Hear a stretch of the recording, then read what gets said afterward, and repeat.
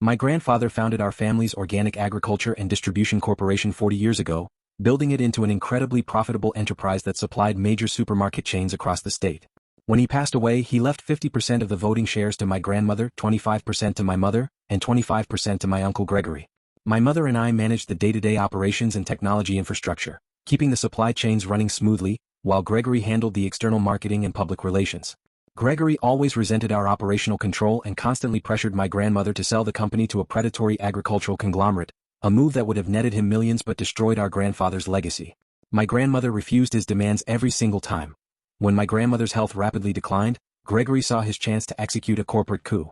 While my mother and I were organizing hospital care and eventually coordinating funeral services, Gregory secretly drafted an absolute assignment of shares document, which claimed my grandmother had willingly transferred her entire 50% controlling stake to him for a nominal payment of $1. At the boardroom table on Monday, Gregory assumed he had executed the perfect crime. He told my mother that her 25% stake was now completely useless because his new 75% majority allowed him to rewrite the corporate bylaws, eliminate her board seat, and liquidate the company assets without her consent. He openly mocked my career in systems administration, calling me a glorified IT worker who didn't understand how real business power worked. He told his corporate security team to escort us out of the building, believing he was now the absolute ruler of our grandfather's empire. Gregory assumed we would fall into deep financial despair, hire a slow probate lawyer, and attempt to contest the signature in a civil court over several exhausting years while he finalized the sale to the conglomerate. He completely failed to understand that in the modern corporate landscape, a piece of paper is entirely secondary to the digital infrastructure that validates it. I didn't yell, I didn't argue, and I didn't show a single ounce of emotion. I walked out to my car, opened my laptop, tethered it to my secure mobile network, and logged directly into our company's enterprise root administrative console.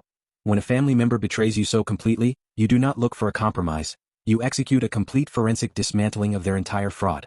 I initiated a deep cryptographic audit of the document Gregory had uploaded to the corporate registry. In our company's secure system, all executive agreements were required to be signed using advanced digital signature certificates linked to authorized corporate hardware.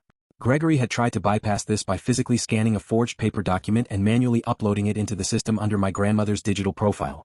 When I checked the master authentication server logs for the timestamp of that upload, the system revealed the definitive proof. The upload had occurred at 3 a.m. on a Saturday night, and the profile used to authorize the transaction belonged to Gregory's personal administrative assistant, who had logged in using a virtual private network from her home address.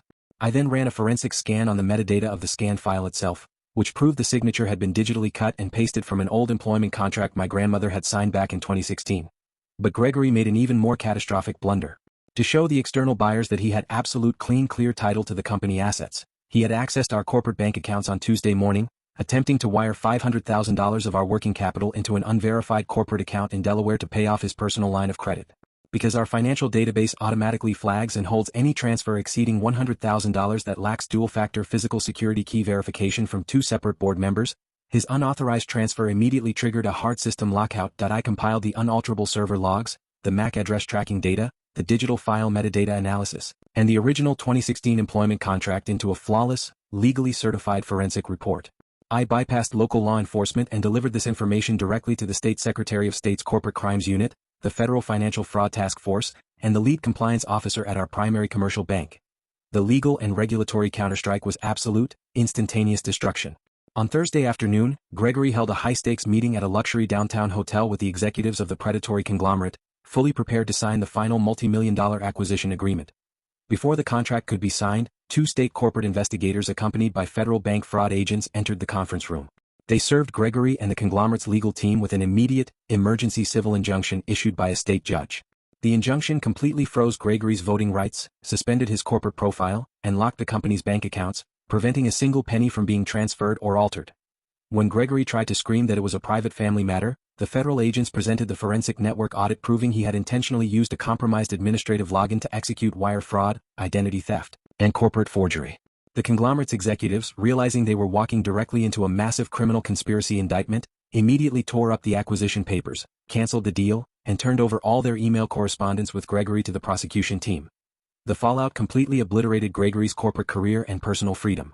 The court fast-tracked our corporate governance lawsuit, and within 1 week, a judge officially declared the stock transfer document completely void, permanently stripping Gregory of his board position and his remaining 25% shares due to a standard bad faith clause in our original corporate charter. My mother was granted sole absolute control of the corporation, and I was promoted to Chief Operating Officer. To avoid immediate pretrial detention, Gregory had to mortgage his personal estate to pay for top-tier defense attorneys, but the forensic data evidence was completely unassailable. He and his administrative assistant are currently facing federal indictments for grand larceny, wire fraud, and identity theft. Gregory wanted to exploit our grief to steal a lifetime of family work, and he ended up losing his shares, his reputation, and his freedom.